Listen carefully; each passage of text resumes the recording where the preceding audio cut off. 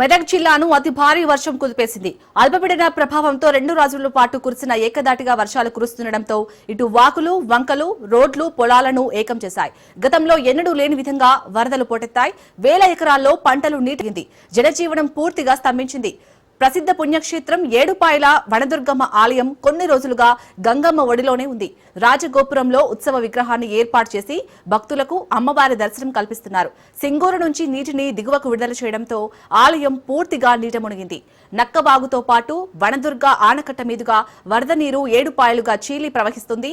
వనదుర్గ ఆనకట్ట గర్భగుడి వైపు ఎవరూ వెళ్లకుండా బారికేడ్లు ఏర్పాటు చేసి పోలీసులు పహారా కాస్తున్నారు. వరద ఉధృతి తగ్గగానే యథావిధిగా అమ్మవారి దర్శనం కల్పిస్తామని అధికారులు తెలిపారు.